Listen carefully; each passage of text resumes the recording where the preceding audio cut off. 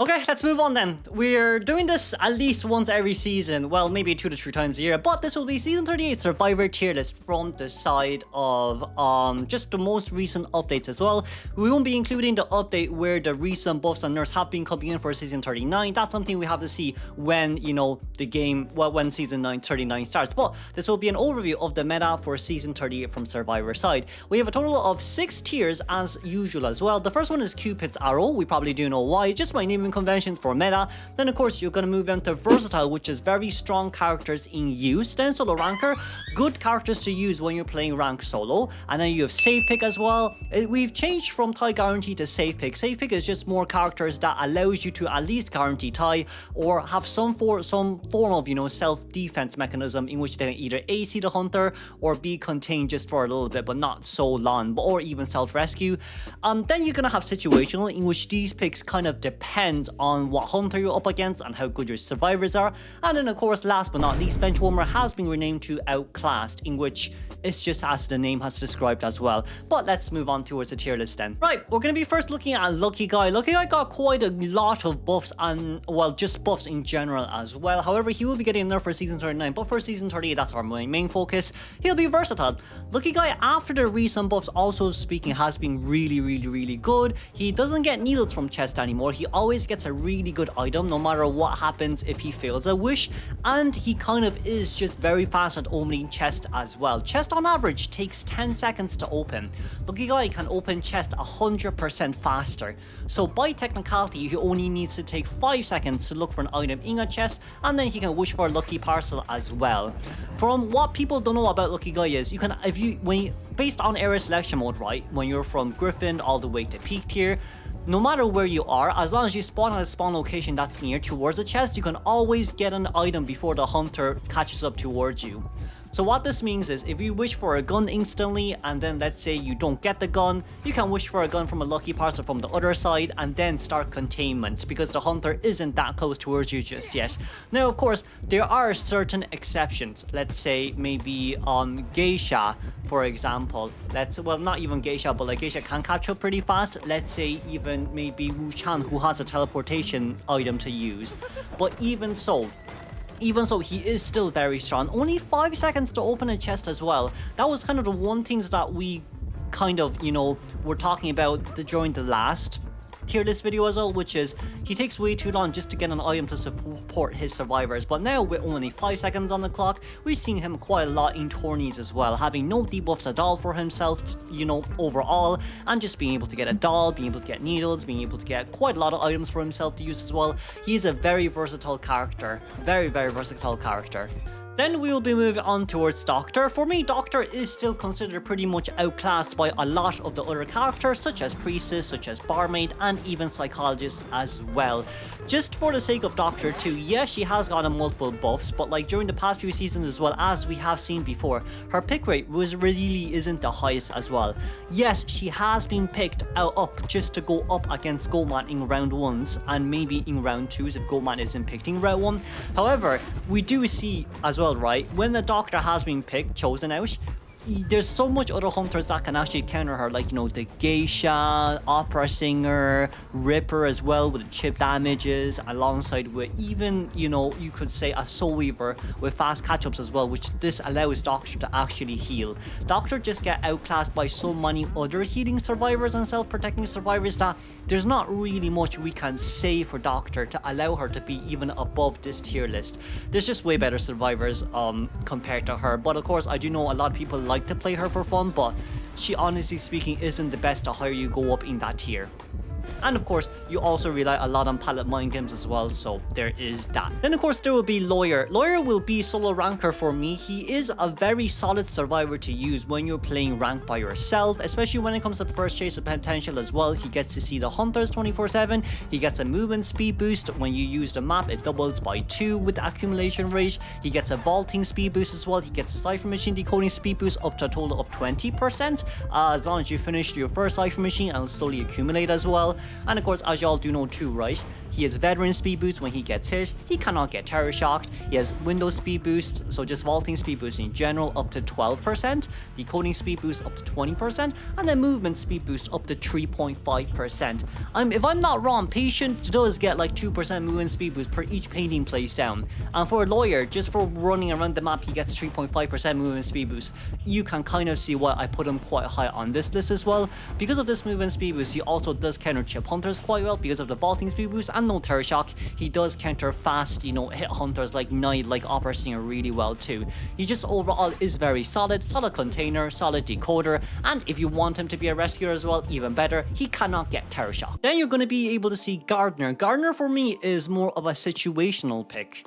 For Gardener, it really depends on your team as well. However, let's talk about her solo containment first. Gardener is a really good solo containment character in which she does have a 50-second bubble early game. And of course, once that bubble has been broken, it'll go into 20-second cooldown before you can, you know, rejuvenate the bubble for standing still for 2 seconds. And then the bubble will last for a total of 6 seconds.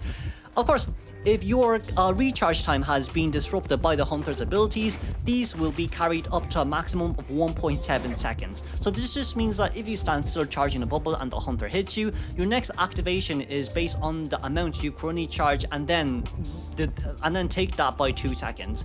So let's say if you stood for 1.5 seconds, the hunter hits you, your next charge time is only 0.5 seconds, and that's all what it takes for the next bubble to be up. And hunter's attack animation in general is like, you know, 0.6, 0.7, 0.8 seconds for the animation in general, and this is not even taking into the conclusion of reaction time as well, which is usually 150 milliseconds for, you know, the average pro player, but of course for normal players like us, probably like, you know, 250 milliseconds.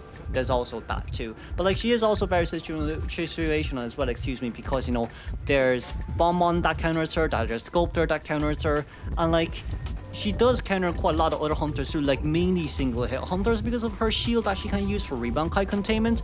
But not also that as well, she sits on chair for 10% longer. She gains I'm quite sure a vault boost of 10% when she's near a chair, and when she dismantles a chair, the survivor that sits on that dismantled chair will stay on the chair for an extra 10% of time. So survivors can actually sit on chair for extra 10%. Imagine if it was a rescuer on that chair.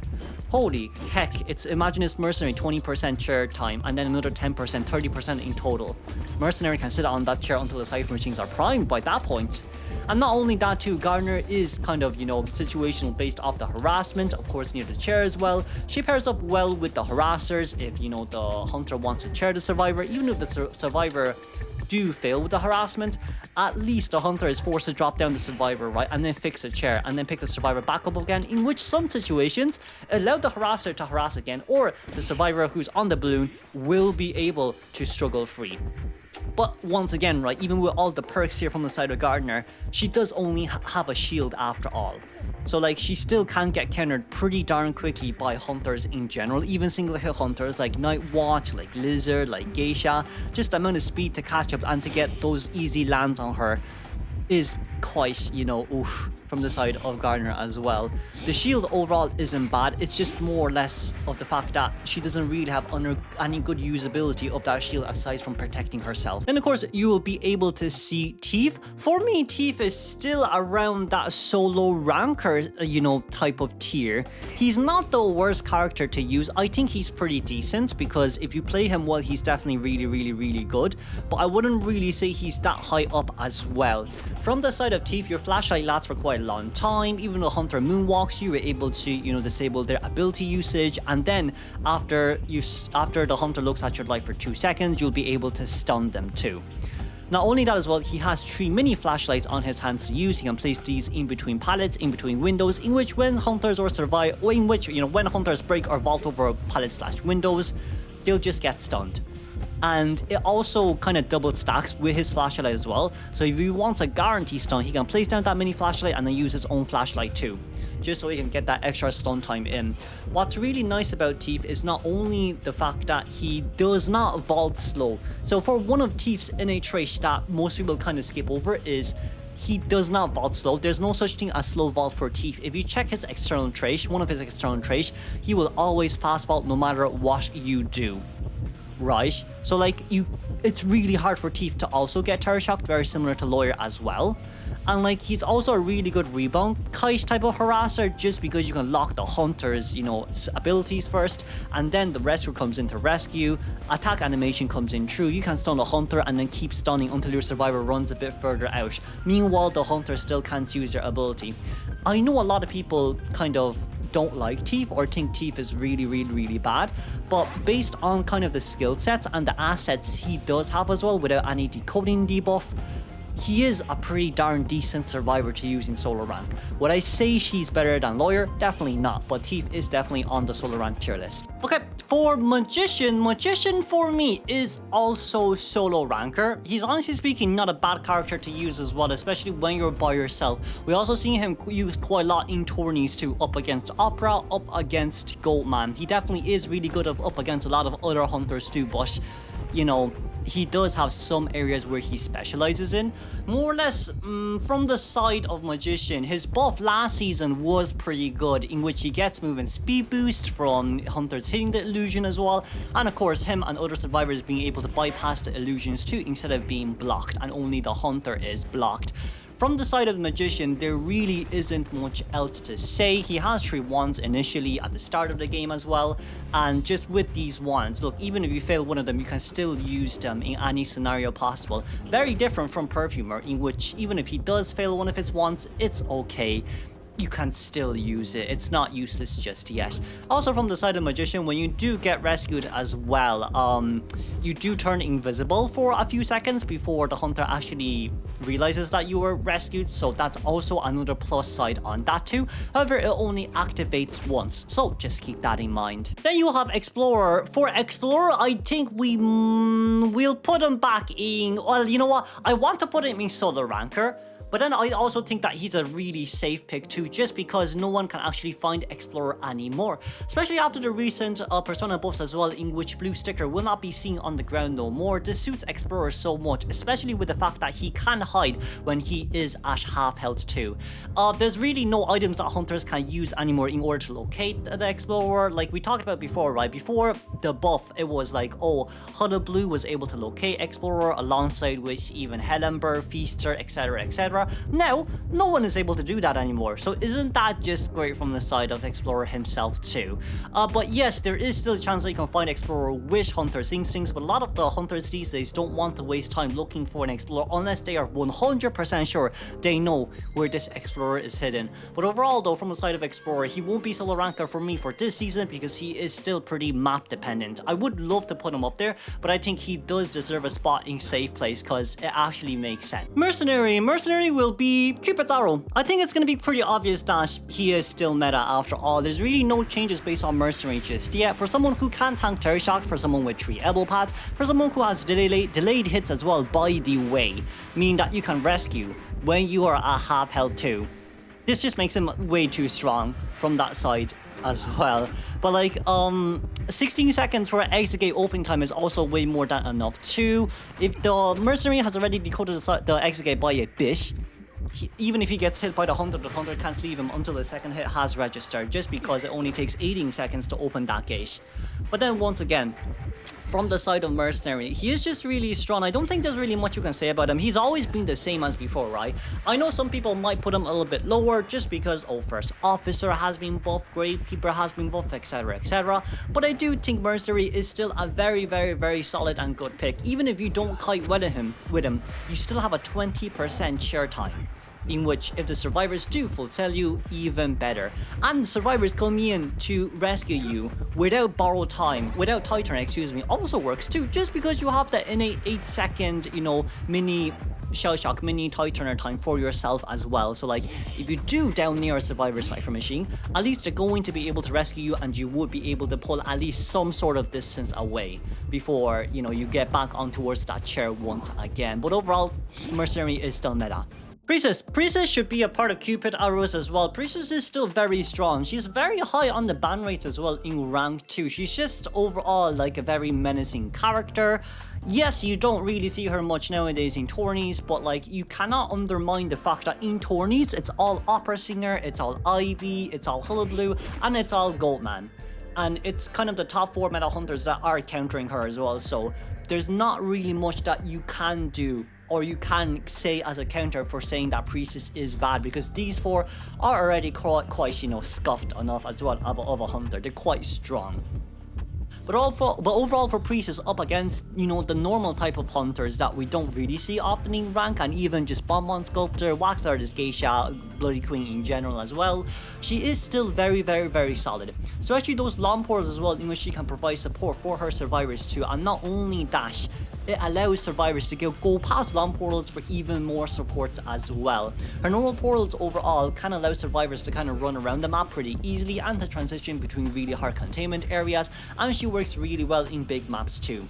Not only in big maps, she's also good with small maps, for example church, where there's a long, you know, portal that you can place in between the pallets near towards the entrance of the church. Even for, you know, the likes of hospital as well, upstairs downstairs pallets are kind of linked, so you can drop a portal there and force the stun on the hunter if you go upstairs. And then there's also factory too, in which if you align it correctly, yes, 1 long portal can be placed down in factory, which is already scary enough. And it's not only that too, it's also the fact that Priestess comes in with an inbuilt 10% extra heal rate from the side of survivors. So survivors overall can heal even faster, and you know, with Priestess on the map as well, they can pick themselves up really fast too. So like, Priestess comes with a lot of benefits. From the side of Priestess, yes, she does have 10% vault debuff, but honestly speaking, that is kind of just about it. There really isn't much from the side of Priestess too. And yes, she does have a 10% decoding debuff, but that can just be fully, you know, that can be not re-equipped, but the gap there can be filled up with her support, with her overwhelming support, by the way. So Priestess is still a part of Cupid's arrow. She is still very strong up there. Then we have Coordinator. Coordinator will be very high on solo ranker for me. In tournament, she's definitely very strong, especially in a 4-man team as well. However, in rank, it's a bit of a different scenario. Now, for a Coordinator, of course, you know, she is pretty decent as well with as a rescuer who doesn't need to bring Titan as their, you know, personas, just because those guns can buy enough time for Titan to actually come out too. It kind of just depends on what type of gameplay that you want to play it as, but overall Coordinator has very solid solo containment by herself, with her inner trait giving her movement speed boost and vaulting boost when she's near a pallet or window. And of course, she sits on chair for longer, she decodes at a normal speed unless a survivor is on chair, and she overall, I guess the only one issue with her is that if she's really far away from the chair, it becomes an issue, but this can just be fixed by utilizing the persona effect, in which you gain a 6 to 10% movement speed boost when you run towards a chair when a survivor has been chaired. I would say that persona whip is probably a persona whip that Coordinator mains will have to bring depending on what map they're on, but usually small maps, this is not a necessity. Cordy, she's able to sit on chair for long, so even if she does go down relatively fast, that doesn't even matter. She does have that extra chair time as well that she can utilize. She's a very solid survivor. Mechanic. For Mechanic ourselves, I am going to put Mechanic on Versatile here. If I'm not wrong, I do remember putting her pretty high up in Cupid's arrow last season, but for her recent nerfs where her main body decoding debuff is now 20% instead of 15%, I would say it is what it is. You know what? It is what it is. And she basically decodes the same as a Merc, the same as any rescuer if there is another survivor on her team that is injured. However, with the doll in mind as well, it isn't honestly speaking too bad. You can decode 2 for 1. It's still pretty good. However, it's not only because of that as well. I would just say more or less in rank, because of this 20% decoding debuff instead of 15%, it does hurt her quite a bit still. Simply because of the fact that, you know, you never know if your survivors are going to get hit multiple times throughout that match. And like, with your decoding progress from main body being slower than usual, it does still slow down the decoding progress by a lot. And not only that too, if, you know, your survivors goes down really fast and the rescuer has to go in to rescue, then that just means that 2 survivors are injured, and now your main body decodes even slower than before. And you have to rely on your bot for a lot of things, in which sometimes it may just not be enough too. But from the side of Mechanic, right, because of defense mechanism being a thing now, because of, you know, muscle memory also being a thing, survivors nowadays can run suicide builds relatively easily. just because of defense mechanism, just because of you know, muscle memory as well. Typically speaking, you will not get tired shocked if you vault over pallets through windows, and it just suits mechs so much as well. Muscle memory cancels out that vaulting debuff of hers, and then defense mechanism only makes her vaulting debuff 3% instead of 15%, because if you max stack out that defense mechanism, it will be 12%. So overall for mech, still a very solid survivor, but I don't think I can pull her any more above, you know, inside Cupid's arrow. It's just a bit too hard to say that she's really meta right now. Yes, she works well up against Hullabaloo and Goatman, but like in rank, it's a whole different scenario. In 4-on teams, definitely yes, I would put her up. Next comes Forward. Forward is, honestly speaking, S tier on my list. He's kind of a hidden ghost that not a lot of people will kind of use in ranks as well. And not only that too, in rank, when you're in Griffin, you get 2 bans. You can ban out, you know, the Goatman, you can ban out the Ivy. And then where you're in peak tier, you can ban out Goatman, Ivy, and Opera Singer. Hullabaloo isn't necessarily speaking a forward counter, especially with Forward being able to stun Hullabaloos now when they pick up survivors from Balloon. And Hullabaloo is someone very scared of balloons. Well, balloon rescues in general as well. And like not only that too, Forward, fast vaulting, fast pallet drop down, he has balls to use to harass. It's really hard to say to counter a good Forward. And not only that too, they have reduced Forward's decoding debuff by like 5%, so Forward now actually decodes faster compared to before, which means he can get to survivors faster, he can decode more cipher machines before he leaves the cipher machine to harass. Overall, still a very solid pick in my opinion. Now of course, you don't see him as much compared to other survivors. I simply do think that's just because of Meteorologist, because of Archer, because of just the newer survivors that have been buffed as well. But in my opinion, Forward is still a very solid harasser. His rescue isn't bad if you can basically one full ball pull and make it to the rescue. That honestly speaking isn't a bad trade-off, but then like you still rather have Mercenary that instead so that you can harass. But also at the same time, from the side of Forward, you don't have to bring Tightener, you can bring Flywheel, take the normal hit, get the rescue, and then pull a ball, stun the Hunter, and then that's basically your Tightener time. That by itself is more than enough. I would say, probably a lot of people will say otherwise, but for me, Forward is still a very solid harasser and a very solid rescuer too. His harass is way easier done compared to a lot of other harassers like Batter, like Cowboy.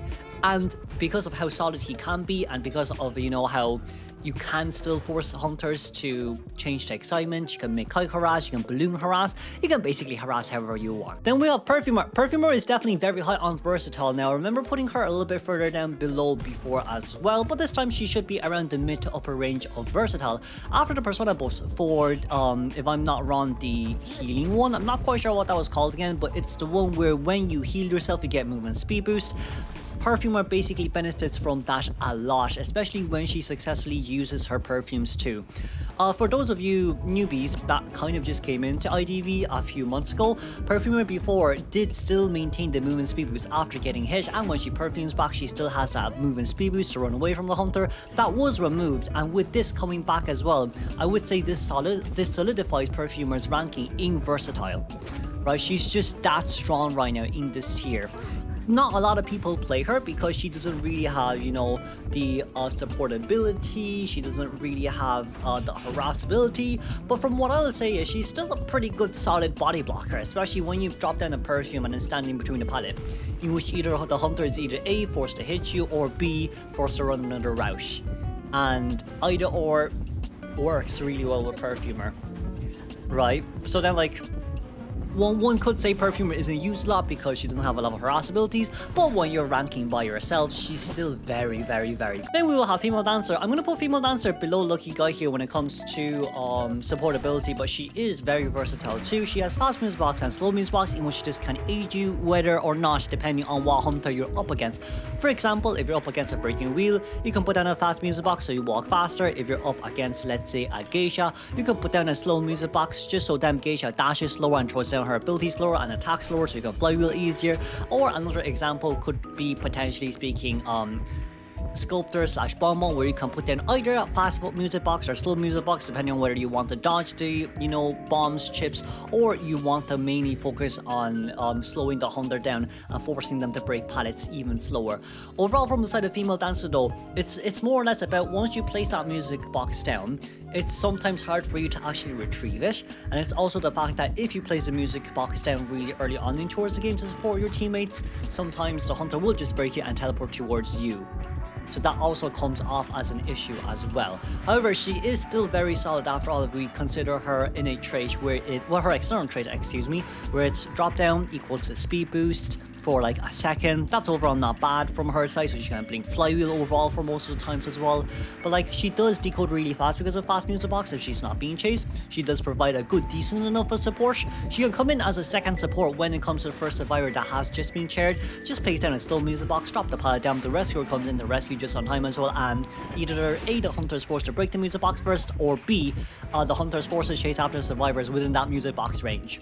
So it still hurts the hunter at the end of it. Next we will have Seer. Seer is going to be very high on Cupid's arrow. He's still very, very, very strong at the end of the day. Yes, there has been some optimizations from last season too, let's not forget. Now survivors can actually know when Seer is looking with his owl. There is an indicator and a sound effect for that now. So this just means it's easier for survivors to know when to not use their items or when to use their items, and it's also kind of better overall, just as a, what's the right word, comfort? Not comfort, it's just easy to use. I think it is more quality of life update from the side of Seer and the survivors as well, but he is still pretty decent up on that list too for me. Overall, from the side of Seer, one owl allows you to body block by more time is already good enough. Sometimes the survivor might go down in 20 seconds, but with that one owl, you basically bought them another 40 to 50 second extra containment time, or maybe blink has just been forced out. Anything is good. As long as you can get that global extra hit, it's always more decoding progress for you. But of course, this does rely heavily on your teammates as well. But sometimes, for Seer, you don't even need to, be bothered about it. You generally speaking don't even need to be bothered about whether or not survivor is going to run that help me command, that help me quick message. If you're solo containment, you can use your owl for yourself. If the rescuer is going to rescue, you can give the owl for a no damage rescue if you just want to make sure that the rescuer rescues for a second time. But for Seer overall, very, very solid type of survivor. Okay, Mind's Eye. Mind's Eye is also a part of safe pick. I won't put Mind's Eye down on situational just because of how good she is after buff as well. What was Mind's Eye's buff? First and foremost, when Mind's Eye strikes her cane, her aura or her outline is not revealed to the hunter for the amount of 8-second duration. This simply just means Mary's Mirror is countered, Quenching Effect is countered, Peepers is also countered too. Not only that as well, we've reduced the king cooldown time from 50 seconds to 45 seconds. This simply allows Mind's Eye's mains to actually strike their king instantly when the game has started, and then they can still strike their king instantly for their second cast and still hide themselves because the king duration is 8 seconds. So like, we can fully nullify Quenching Effect if there's a TME on the field.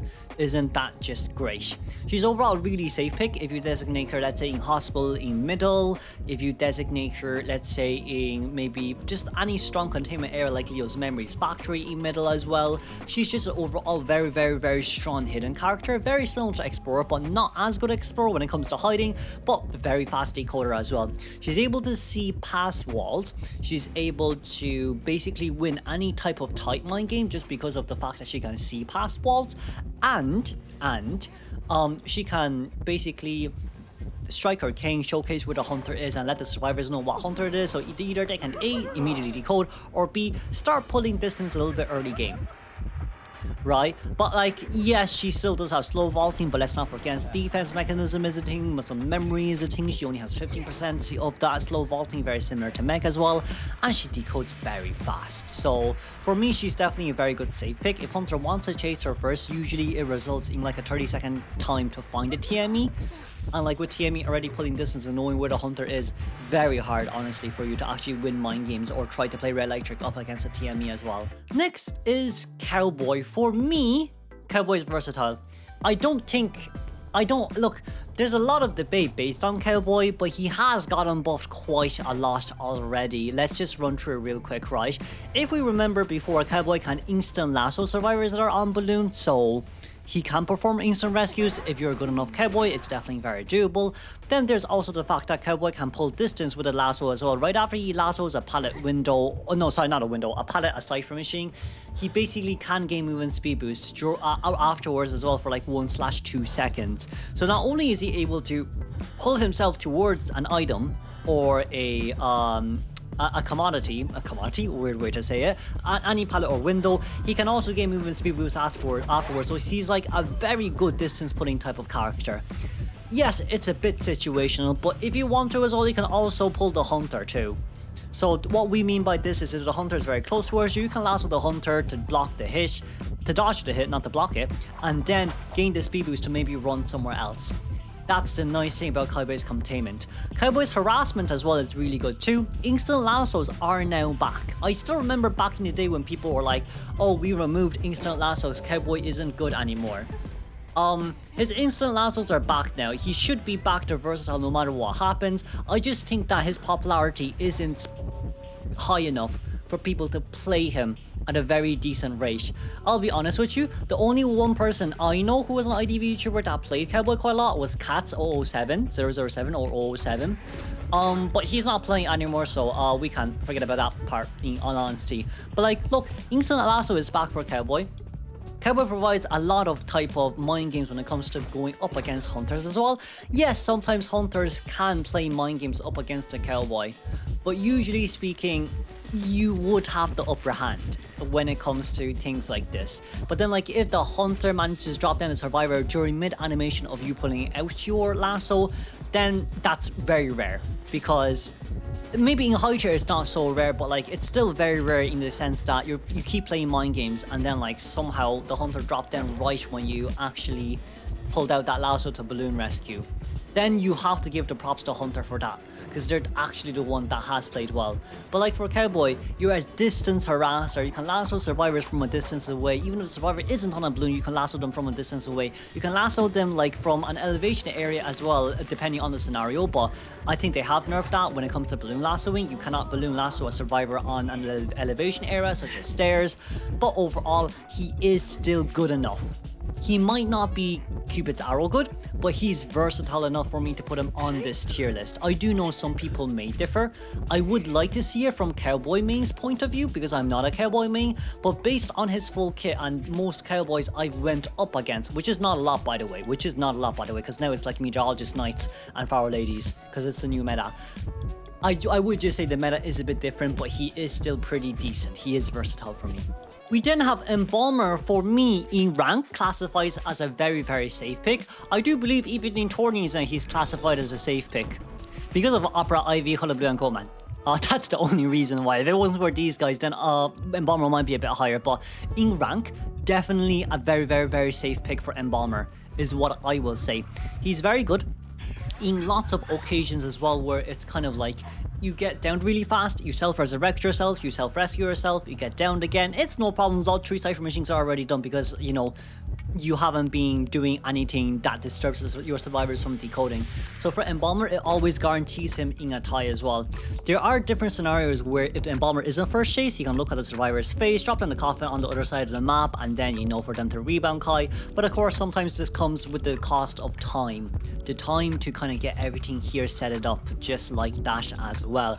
And preferably speaking, you would like to see their faces before they get on chair for the second time. So it's usually, either A, you see their faces when the game starts, or B, you run towards them and then run away from them right after rescue and then embalm them. That's the only 2 options you really have if you want to embalm your survivors.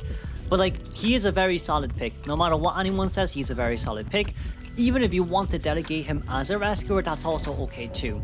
Even if he fails rescue, even if he gets hits halfway across the map, he can drop down a coffin and then like he can run towards the chair, and then just in case he actually gets hit for the second time, he can embalm himself, he can resurrect himself, and he has immunity for 8 seconds, and he can go straight towards the pallet/window. Let's also not forget that when Embalmer is in his 8-second immunity state, he cannot gain any abnormal effects like Wax Artist, Wax, Naiad's Puddle Moisture, Ivy Sphere status from Revelation, from Ostracons, and so on and so forth. So just have that in mind, right? But look, Embalmer is a very strong safe character to pick, always almost guaranteed tie. Next is Prospector. I put Prospector probably between Lucky Guy and Female Dancer as of now when it comes to harassability. Prospector is a really good character, don't get me wrong. He's quite solid in quite a lot of foundations. When it comes to decoding, he decodes very fast. When it comes to self-healing, he heals very fast. When it comes to harassing, he does a really good job as well. And when it comes to containment, he does gain that extra movement speed boost when he's near ciphers or lockers, which is also very decent as well. But from the side of Prospector, right, he's very decent containment. As we know, he starts with like 1 2/3 of a magnet. I'm quite sure it's 1 2/3. It's around that much. And also at the same time,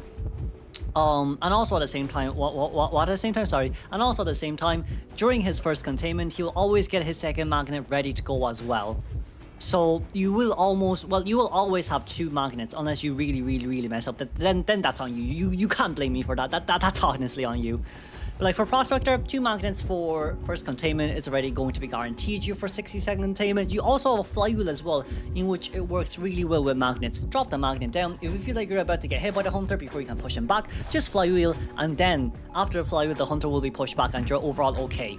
You're just, you're fine, you're dying, don't worry, my lord. But like, yes, he's a very strong harasser. He's a very strong supporter too. He's a decent enough balloon rescuer as well. If you can get a stun with the balloon, basically what happens is it's a guaranteed 3.27 second stun. It's on his description as well. He guarantees a 3.27 seconds on his stun duration. So next will be Enchantress. I'm gonna have to put Enchantress. It's so hard to say. I want to put Enchantress on very high solo ranker, but I also want to put her on versatile too. But you know what? We're gonna put her on high solo ranker. I think this is very worthy for Enchantress to be in, especially after her buff too. So what is Enchantress's buff? Basically, Enchantress can get stuns faster now as the time goes by, but like, so basically what Enchantress's buff is, she starts with 1 stack and then she gains her stacks faster, but when she accumulates 5 stacks, she basically accumulates the same amount as before her buff too. So basically what Ench's buff is, she gets more stuns early game, but reaching mid to late game, she gains the same amount of stuns before the buff. It's not slower, right? It's the same speed when you're at like 5 recharge stacks, when you're at like 6 recharge stacks. It's the same speed. But like, I would say she solidifies her rankings in solo ranking. I do remember putting her on situational a few seasons back, so it's nice to see how, with Enchantress recently being buffed too, she's honestly a pretty decent harasser. And not only that as well, because she has 1 stun early game, she can actually harass if it's like a balloon rescue, if it's like, potentially speaking, just helping the survivors out a little bit, or even just solo containability for herself, solo protection for herself as well. Her containment also went up because of this 1 additional stack that she has. So overall for Enchantress, it's a really good buff from her. She doesn't really have any decoding debuff, she doesn't have any vaulting debuff, she just has a healing debuff in which it takes survivors longer to heal her. But that's okay. That's, honestly speaking, not the worst thing for Enchantress. It's just a healing debuff, very similar to Perfumer. But like after buff, definitely very solid. Next you will have Wildling. I'm gonna put Wildling in safe pick. I think Wildling is one of those Wildling is one of those survivors that are a really good rescuer. But when it comes to harassability, it's a little bit harder to pull it off. Now, yes, you can ride the boar, right? Well, the thing is, right, when you want to harass, you either aim to be there early, and B, if the hunter does not have Mischievous, which is fast pickup on balloon. It's very hard for one to actually push survivors down now because of Mischievous, just because there's a charge time, just because, there's just this, that, the other that can counter him as well. But overall for Wildling, he's a very solid rescuer, especially when it comes to, things like, hey, I don't want to be stuffed when I go into rescue up against a Goatman, up against an Ivy, up against an Opera Singer, up against a Hollow Blue. Well, maybe a Hollow Blue is a bit different, but still the same thing because he can dash towards the channel if he moves faster. just up against any hunter overall. If you're very worried about you as a rescuer, you can play Wildling. Wildling's a very safe pick in which he can block 2 hits. Basically, that means you can block 4 chip damages and you gain movement speed boost when you're near the hunter. And you can also dash as well when you accumulate enough rage on Mudo on the board. It's also with the fact that, like, yes, there are times where he isn't safe. For example, if you right after you get off board, you rescue the survivors, and then you get hit, then you rescue, and then you get hit again. That's not good, right? Because Wildling does have movement debuff when he's not on board. That's the only unfortunate part about him. However, what I would probably say is, if you can always guarantee the rescue, then it's probably already a very solid choice to have this character in. Now, not a lot of people play Wildling, definitely, of course, like we all know that, right? But he's still picked a lot in tourneys just so you can, well, maybe not anymore because of the arrival of Hullabaloo and Goldman, not anymore. It's more Gravekeeper now. But like before Goldman and Hullabaloo, it was always Wildling up against Ivy, Wildling up against Opera Singer, Wildling up against, you know, who else was there? Dreamwitch. Wildling works really well up against a lot of hunters, and I do think because of his ability to tank 2 hits before getting off board and then performing the rescue, he's a very solid type of semi-harasser but main rescuer type of survivor. Acrobat will be a part of Versatile too. I'd say Acrobat's definitely stronger than Perfumer when it comes to solo containments as well. He initially starts with 3 balls, as we do know, and can gain a 3rd slot. Well, and can gain, sorry, a 4th one if he's mid-containment, which is a red ball. If he decodes a 150% Cypher Machine, which is a snowball, and of course a mud ball when he goes into rescue. Overall, from the side of Acrobat, there hasn't been much changes from him as well, aside just from the fact that he is still such a solid survivor picked in pro play and in ranks too. You might not see him in rank as much just because of the new characters that has been released recently and people just wanting to play the new characters or characters that work well with the persona traits too. But overall, from what I can say about Acrobat is, always almost guaranteed a 60, 70, 80 second containment time if you use all your balls, and if you're good enough when it comes to fly with a knee-jerk reflex usage too, you should be able to contain for a relatively long time to allow your survivors to get the Cypher Machine done. One only kind of con with him is he does have some sort of soft support, yes, when it comes to maybe Mud Ball to slow the hunter down, Fireball to nullify the hunter's activities, and for Snowball to slow down the hunter's interaction with pallets/windows, and balloon picking, of course. I just feel like it's not as strong as maybe compared to other characters that we have, other survivors that we have in, you know, the whole survivor pool, but still a very solid and easy to play survivor in my opinion. He doesn't take as long to master in a sense as well. Next is First Officer. First Officer also goes up pretty high in my list when it comes to the rescuers. He's versatile for me, and I too think for some people he's a part of Cupid's arrow, but one thing that I don't necessarily like about First Officer is the fact that he doesn't really have any methods of pulling distance towards a chair ASAP, like a forward, like a mercenary. From the side of First Officer, he does buy a lot of time, yes, if he's actually near the chair where the Cypher Machine is and the hunter chair is near you. One pocket watch can basically buy you 30 seconds of extra free containment time. So like realistically speaking, you can just loiter around until the 45% mark of that chair and rescue before half and get your survivor off that chair too. Not only that, after First Officer uses his pocket watch as well, he gains a 7% decoding boost, in which it goes up to a maximum of 14%.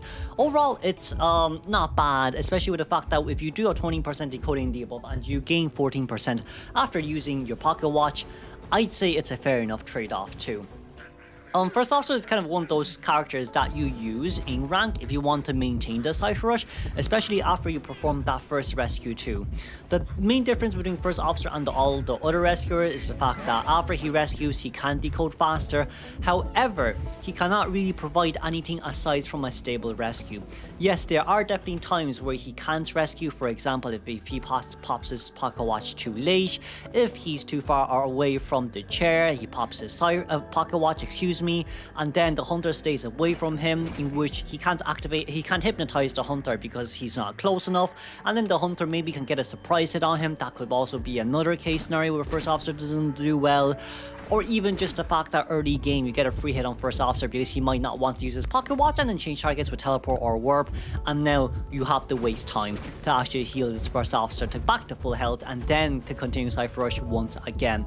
There's kind of lots of scenarios here where First Officer, in my opinion, opinion, doesn't work too well, but it is still a more of a rarer case scenario in, you know, these type of games as well. But overall, rescue-wise, if he gets tower shocked, he gets tower shocked, but I would say it's still hard for him to get tower shocked.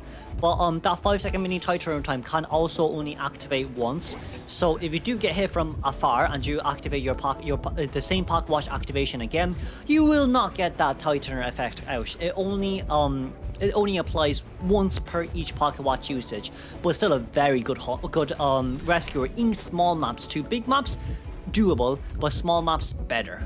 Next is Barmaid. Barmaid is definitely a part of versatile for me. Barmaid is quite a strong solo container and just a hero overall. Barmaid allows you to actually drink a Dublin from the survivor side, especially for rescuers as well. Right after tie turn ends, gives a Dublin, and then they start healing immediately during the time that the hunter picks the survivor up and cheers them down. By the time that the hunter cheers the survivor onto where the cheers the rescuer will probably be already half health healed, and this just simply allows the other two survivors to continue the Cypher Rush if there's only 2 Cypher machines left, and allow the rescuer the body block until the end of time. Overall, from the side of Barmaid as well, she has been buffed quite a lot, and I would say she kind of does maintain her versatile ranking, especially after the persona buffs.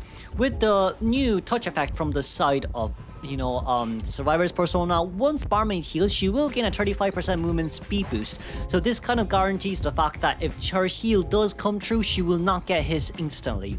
And if she's not in chase, it will be increased by a further 1/2 seconds, if I'm not wrong, but it was initially 2 seconds, and then it gets increased by an extra second if she's not in chase. So that's also a nice thing about that web persona as well from the side of survivors. What I would say for Barmaid right now is kind of the fact that yes, her position does solidify with Catharsis effect being able to use on her, with the touch effect being used on her as well. I would say she wouldn't go up any higher, but she kind of just guarantees her versatility ranking in our, well, not leaderboards, but in our tier list here too. There's not much left to say about Barmaid. She gains a 5% decoding debuff if she drinks a Dublin, or if a survivor drinks a Dublin, and it's a maximum of 10. She only has 2 Dublins to use, and of course, like, sometimes you can tank 4 hits before you go down, depending on how good this Barmaid is. But because of the fact that Barmaid also has a speed Dublin as well, in which it can aid her with her normal containment time, she is a very solid survivor in my opinion, especially if you're ranking by yourself. Postman will be situational for me. If I'm not wrong, I placed Postman up in solo rank, or maybe last season or 2 seasons ago, but due to further and more evaluation, I feel like Postman is a little bit more situational now. For some of you who plays Postman, some of you might send a decoding letter to one of your survivors, and then the hunter is chasing after that survivor that has that decoding letter for some odd reason. Not only that as well, I feel like from the side of Postman too, a bit underwhelming compared to other survivors. There's really no kind of buffs on his side, even with the recent persona web changes as well.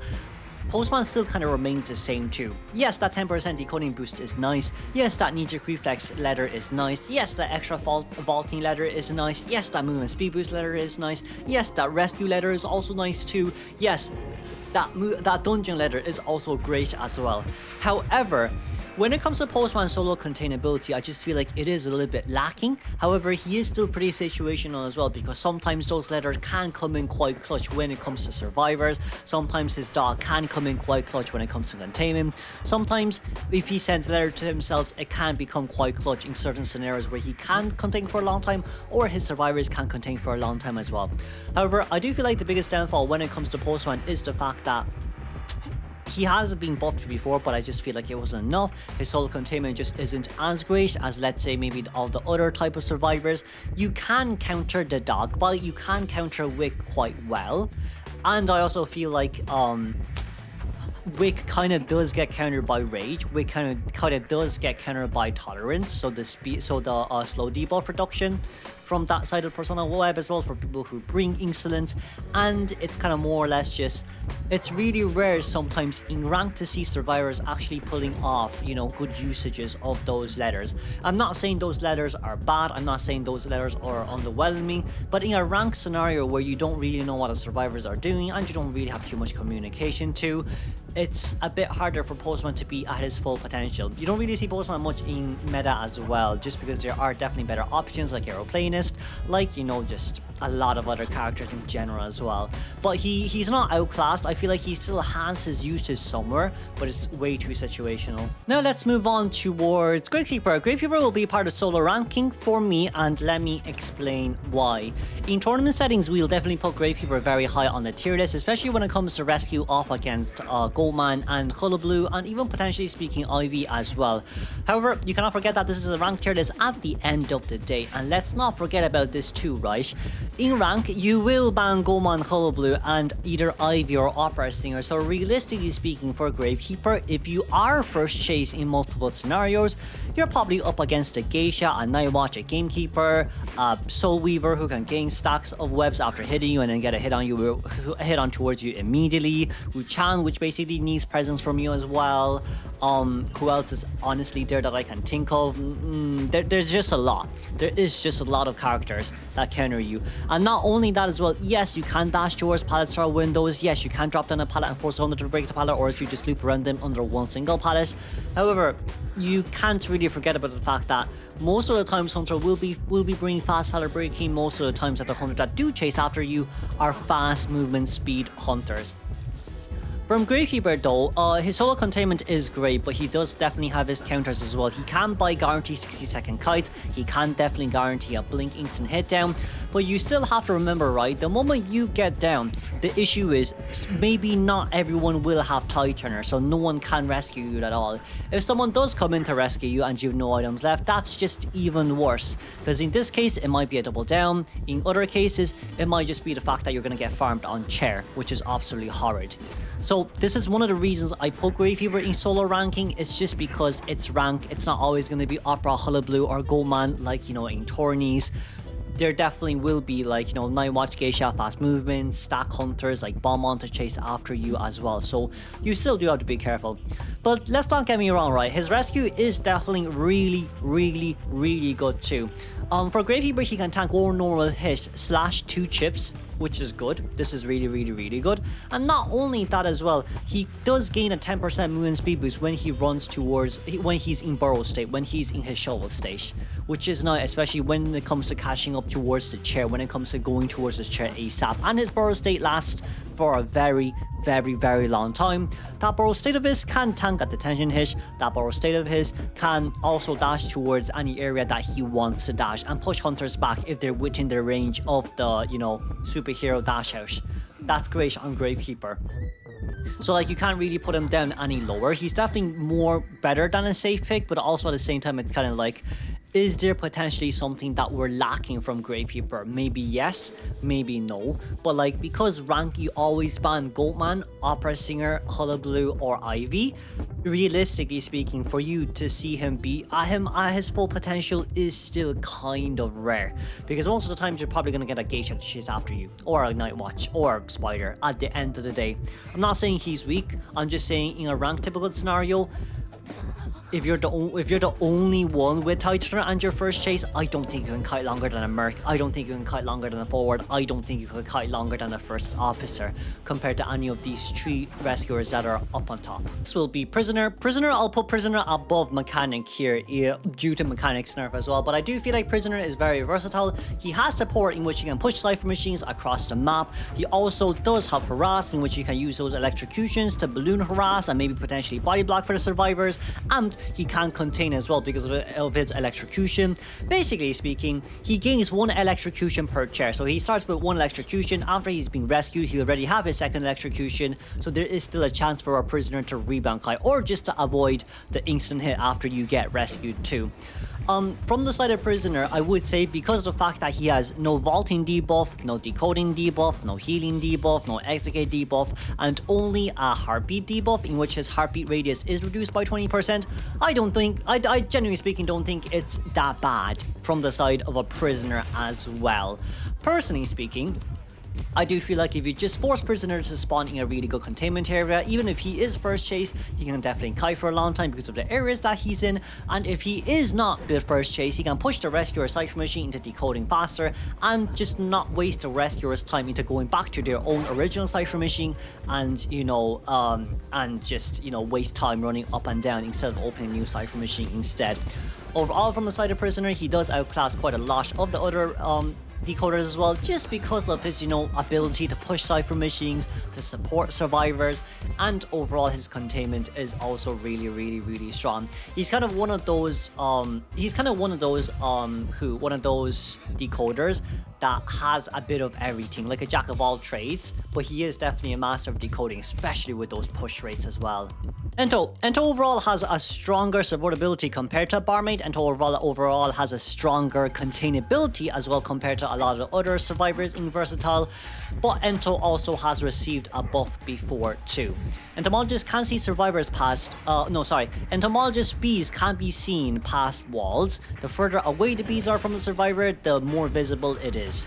Right, so then like if Ento does come into support, at least the survivor knows where their bees are coming from, so Ento can have an easier time to go towards the survivors, and survivors know where to go as well.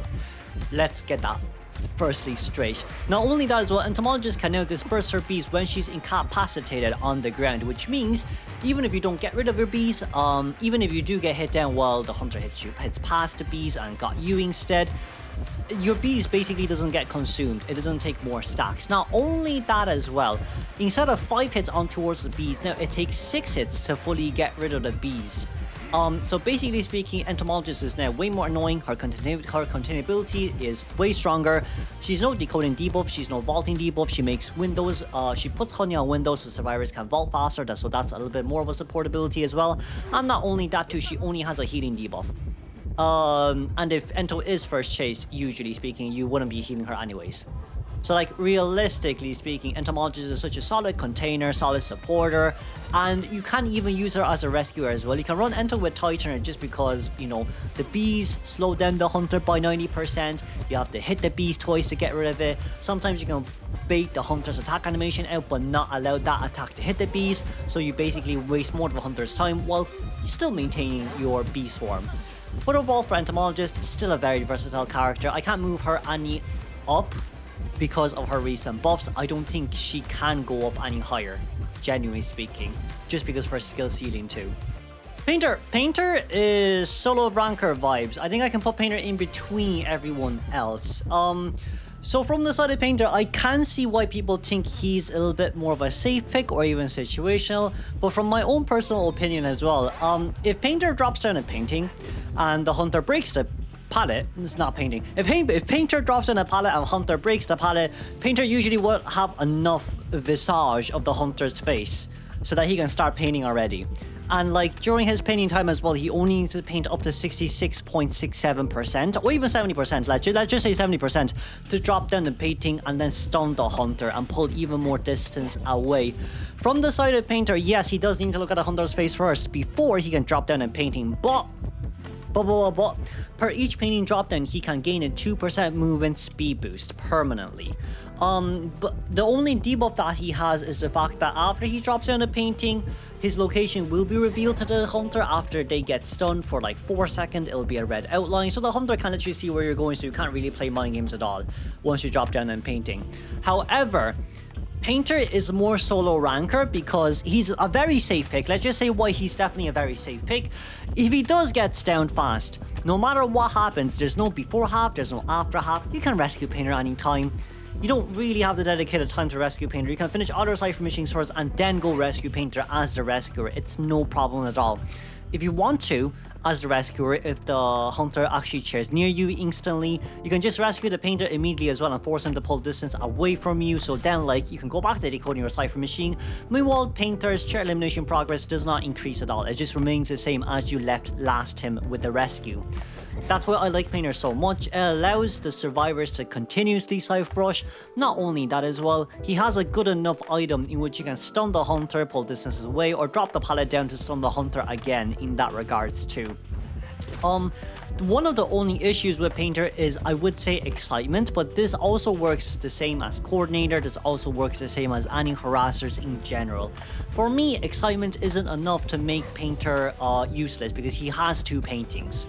So like, it's not that bad after all. The only time when a patient will do really bad is if they're really not cautious enough and just runs towards the hunter, or they're really greedy with trying to get a hunter's face, or when they're just not trying to get the hunter's face at all to get their item.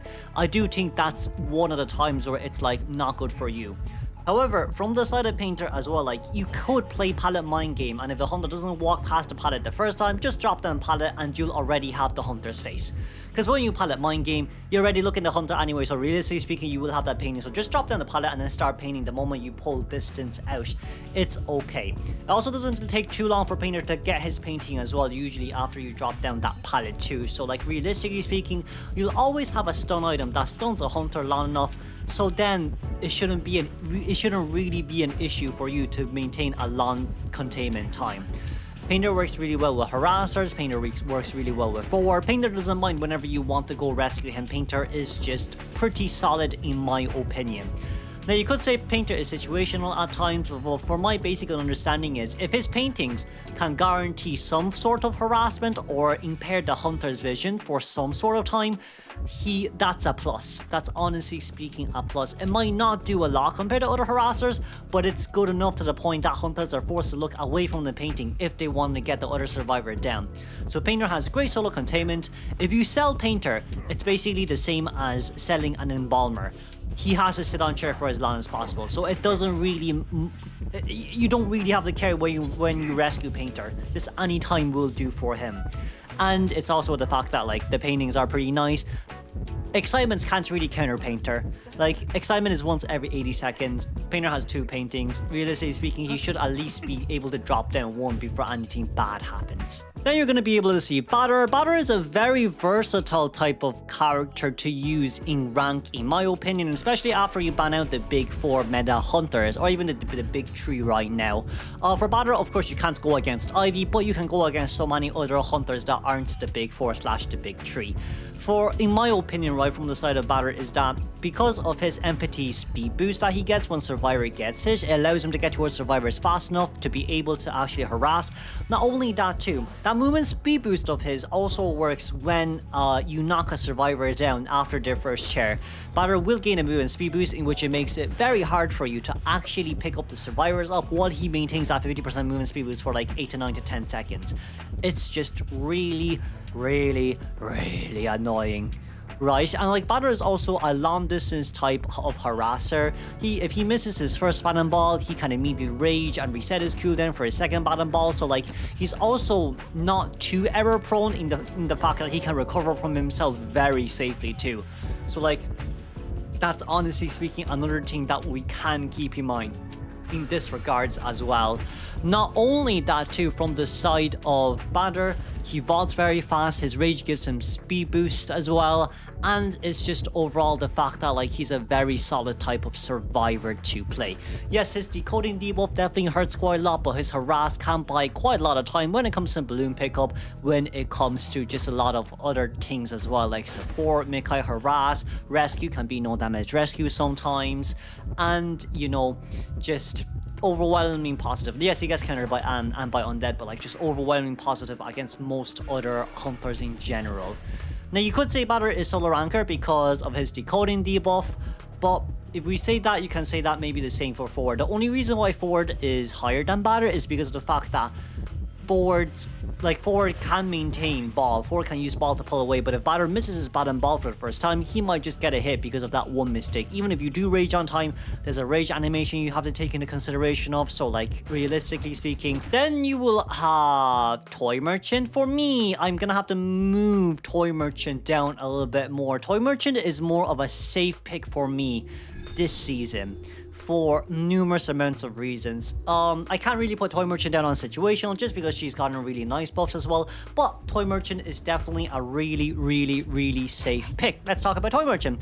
Toy Merchant can place catapults down early, so if the hunter comes to you or teleports to you, you can just catapult away instantly and then glide away from the hunter, because catapult is faster than the hunter's normal walking speed. So, you know, overall, it's okay for you to do so. There's nothing wrong with it.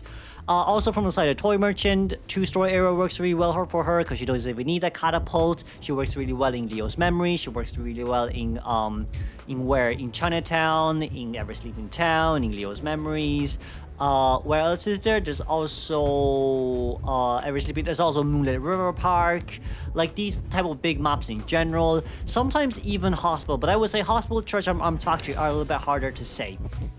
But like, because Toy Merchant has this flying ability, she can fly from very far away to catch up towards the chair instantly, drop an item down on towards the ground next to the survivor, and the moment that survivor is rescued, the item is automatically picked up. So then they can instantly switch to the item and then potentially go for rebound kite potential. Right, potentially having a rebound kind of potential as well. So like for me, Toy Merchant is a solid survivor by herself. Yes, her solo containment might be a little bit weird sometimes if it's not a 2-story area, but like realistically speaking, she does work pretty well in good hands. Once you drop down the pallet, you can immediately drop down dash catapult and then just vault away. And even if you hit Toy Merchant during that catapult animation, it won't get cancelled. She'll take the hit, but it definitely won't get cancelled. Next will be Patient. Patient for me, pretty much versatile as well. Patient is a strong container here too, but I wouldn't put him above Acrobat nor anyone else. I feel like from the side of Painter, because of his recent buffs, he definitely could go up a little bit higher, yes, but as of now, versatile, just around that area is not a bad place for him to be at too. From the side of Patient, he has now 3 hooks, because hooks can't get cancelled by the survivors if they're right in front of them as a body block potential, but it can still be countered by the Hunter.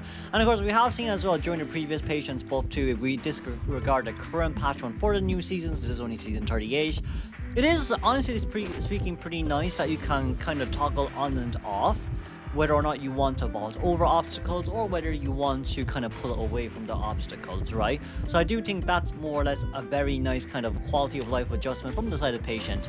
However, I have not seen the rise of Patient, unfortunately speaking, since for his buffs it was mainly quality of life and there wasn't really much left from the side of Patient that is on his buff for season 38. So for me, he is definitely still versatile just because of his 3 item usage and being able to pull distance out, but I just feel like players prefer to play other characters with a little bit more support, a little bit more leeway, instead of just mainly focused on containment. However, if you do want to play him in rank, he is still up there for me. Next is going to be Psychologist. Psychologist, I'll have to put Psycho pretty high up here. We're going to put Psycho in between First Officer and Batter for 2 main reasons. Psychologist for me has a lot more utility. Yes, she is a triple hit type of survivor. However, because of her empathy heal throughout the whistle, it does give this rescuer quite a bit of a notch, right? So like it's 8 seconds for a heal compared to Barmaid, which is 16 seconds compared to just all the other survivors healing them aside from Doctor, I guess. However, Doctor still needs to walk up towards the rescuers to heal or the survivor in general. However, Psycho, it's global heal. Even from the side of Psycho too, your stress lasts for a total of 40 seconds as well. So, you know, you're always guaranteed a 40-second kite unless you get knocked down within that 40-second time. Then you will still have stress remaining on your hands to use, so you can get a non-tie turner survivor to come in to rescue you as you go back towards full health. Well, maybe not full health, but you can still tank 2 more hits. From the side of Psychologist as well, it's just that with the new recent Persona 2s, I do feel like our Catharsis effect works really well on her just because she can tank 3 hits as well, alongside with, you know, other factors in this scenario too, where she can bring touch effects just so she can heal survivors and survivor can run out faster, and with many more other options as well. But overall, Psycho is still quite a popular pick in tourneys and in rank as well. Maybe not in tourneys as much anymore because of the new rise of other meta, but definitely still a nice one to have when it comes to game 3, game 4 survivor. Then of course you're going to be able to see Novelist. For Novelist for me will probably be one of the highest kind of survivors when it comes to solo ranking. I just feel like for Novelist, because he starts out with a storybook, it makes his kite very viable compared to when he didn't have one before. From the side of Novelist as well, he can bring great power just so then he can pallet stun the Hunter and gain around like 30 to 40% extra book before he rotates away. Yes, Novelist book does increase its duration of recharge time, depending on how many books you currently own. However, even for me, I feel like it's just so nice from the side of Novelist, where in one sense it's like, okay, if you moonwalk Novelist can't get your face, but most of the time that isn't going to happen at the end of the day. Almost always you're going to be at least able to guarantee some sort of item or book recharge time, just because of the fact that, you know, when the hunter vaults the window, when the hunter breaks the pallet, or when you stun the hunter in general as well. For Novelist, if you can even get 2 books or just 1 additional book, your containment time will always just be so long, and it's very annoying from the side of Hunter 2 to actually chase after you. And if your survivor comes into body block, that's just even better because it's easier for you to gain those books as well. Novelist works really well with harassers, works really well with Seer, works really well with Acrobat, who can lock server hunters abilities, and of course female dancer, alongside with some other characters that are out here too. Novelist can also act as a secondary harasser, where he can switch positions between the hunter and himself, so the survivor can pull even further away, or and he can follow the survivor that is being chased to gain even more storybooks while he continues to body block. Novelist has quite a lot of redeeming and good factor. He decodes 50% faster, well 10% faster when the cipher machine's before 50%, and then 10% slower when the cipher machine's after 50%. So we can see here as well, like, he's just someone, if needed, he can come and harass right when he hits that 50% mark instantly. So for me, Novelist is very high up on versatile. Then you'll have Little Girl. Little Girl for me will still be very situational. We've seen WBG playing Little Girl quite a lot. We have seen MRC playing Little Girl quite a lot as well. It's for me just, she could be game changing in a 4-man situation team, where potentially Spring can teleport in for potential body block. You can leech on towards the survivors for additional support, or you can just allow them to contain a little bit easier as well. However, even from the side of the Little Girl, she is still in one sense a menace, just because of the fact that right after her buff, she's able to vault over past her window during the page pushback. She doesn't really get interrupted by her pages anymore when she interacts with items. So for me, Little Girl, yes, her containment is a little bit better. Yes, she starts with a little bit more pages. However, it doesn't really help her when, even if you push back the hunter, due to some hunter's ability, they can just catch up instantly, like a Naiad, like a Geisha, like a Breaking Wheel, like a Nightmare. So like even for a Little Girl right now, the pushback page when it comes to solo containment really isn't the best. She often shines when it comes to body blocking for survivors or just supporting overall as well. There is not much that a Little Girl can do in a scenario where, let's say, yes, you can leech on towards the rescuer, but like, the rescuer has to come to you first, especially in rank as well, and you never know what happens in rank 2. Can you really trust your randoms is also another thing that you have to keep in mind. However, for me, I don't think Little Girl can be up any higher even after her recent buffs too. She will still be very situational type character for me. Then it will be Weeping Clown. Weeping Clown for me should be pretty high up here alongside with Versatile too. He has support. He also does have quite a lot of containability as well, alongside with just him being an overall really good average rescuer too. We have seen before, right before Weeping Clown's 10%, he could need buff towards 15%, in which he can just run Tightener and still contain the hunter for a very long time. So that additional 5% decoding debuff was kind of necessary from his side as well. For Weeping Clown too, it's kind of just like, he's very strong container overall, 3 rockets distance pull out. Even if hunters utilize their items, you can't really catch up towards him, just because he still has that mini dash that he can use as well to get out of his attack zone range. So it is still a bit scary, honestly speaking. And I know I talked a little bit fast here, but there isn't much left that changed from Weeping Clown. You could argue that he's also a solo ranker as well, but for me, versatile because he can stun, he can pull survivors away from rocket chairs, he can support survivors somehow, and just overall solid enough of a character that can be used. Now, probably the only issue for him is the fact that he does have 50% decoding debuff, but that's also just so you can make it fair and balanced as well. Of course, we have Professor. Professor, for me, is very situational as well. For Professor, you only really see him played up against Goatman, and that's, genuinely speaking, just about it. For me, from the side of Professor, it's kind of like, yes, we have buffed him to the point that he can get rid of stun damages, so such as, you know, the wax artist wax, the Anne's stuns, and of course there's also the Gamekeeper's traps as well, and so on and so much force. But I genuinely don't think we can, honestly speaking, do much for a professor right now. Like, his only good trait is being used up against Goldman in round 1 settings. And then we saw how well that went when Sprinter played Wax Artist in towards a professor as well up against FT. So that didn't really end up too well, did it? However, also at the same time, now it's kind of like we're in a scenario in which it's a little bit hard to say how we can buff him. In one sense, you can say, okay, when he uses Shell Shock, potentially speaking, he can block ability hits and it makes my counters go into attack animation cooldown. That's one possibility that you can buff him. Or get 3 of his skills back here once again in towards the field instead of only having 1 skill on the field for survivors to pick up. Those are honestly speaking your only 2 options that are left for Professor.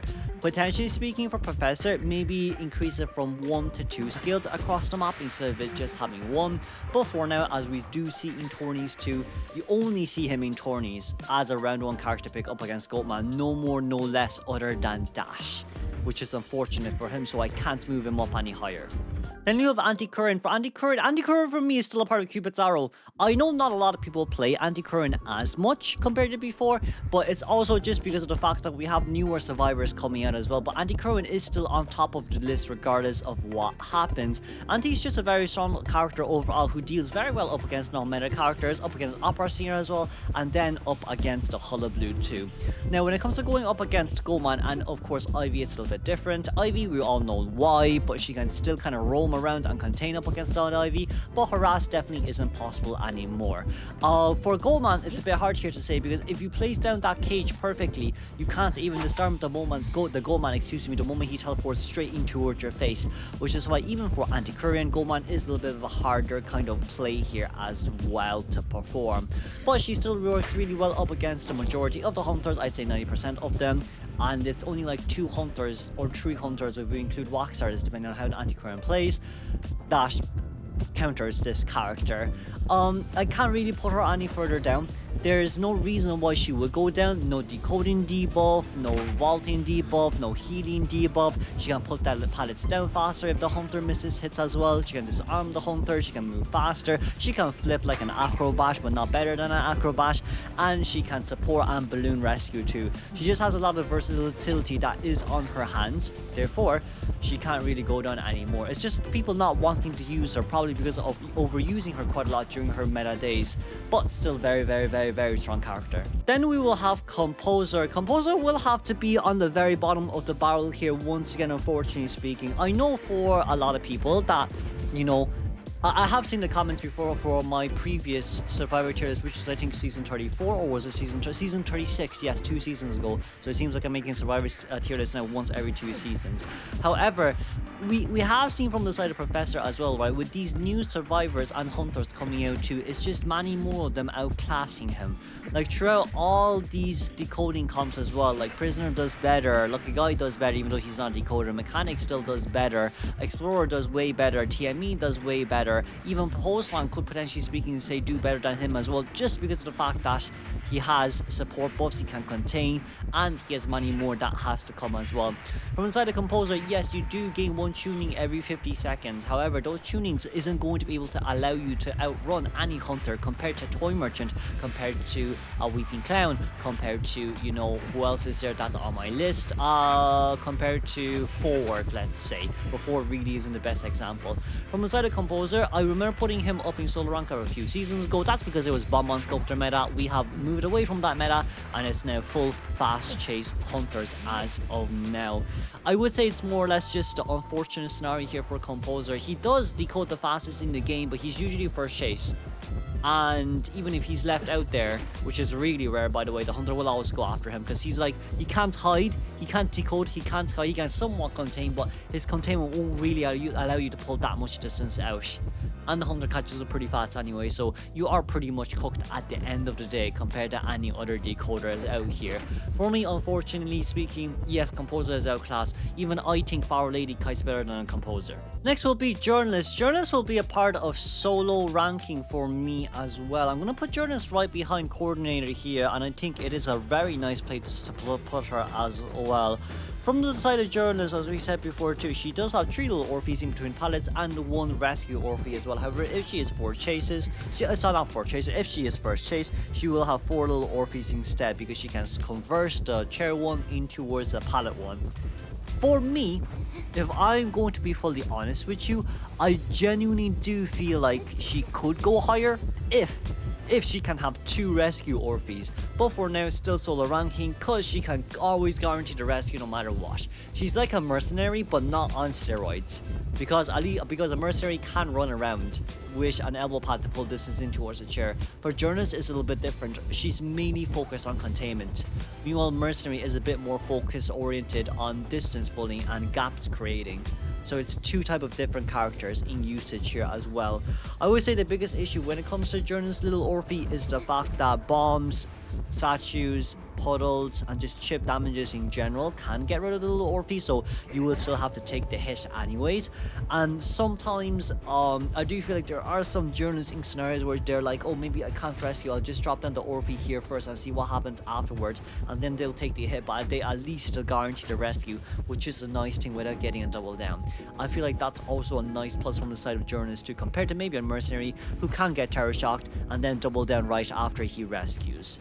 So Journalist is still pretty solid survivor though, very solid container. I was thinking about putting her above Cordy, but Cordy just has more supportability compared to, you know, anyone else. So Journalist is definitely solo ranker, however. Aeroplanist is pretty high for me. It should be around versatile tier. I remember putting Aeroplanist a little bit higher up in Cupid's arrow, but I do feel like because of his nerfs before, that distance has been reduced from the jetpack's dash, so I can't really put him up in Cupid's arrow anymore. If the distance of the dashes from jetpack has not been nerfed, then even with mistakes being made from Aeroplanist jetpack, I feel like it wouldn't be too much of a big mistake where you can give a free hit. However, now it's just a tiny bit more different. It is a lot more different compared to before. When you make that mistake comes through, you are a tiny bit cooked. Excuse me, you are going to be that tiny bit cooked.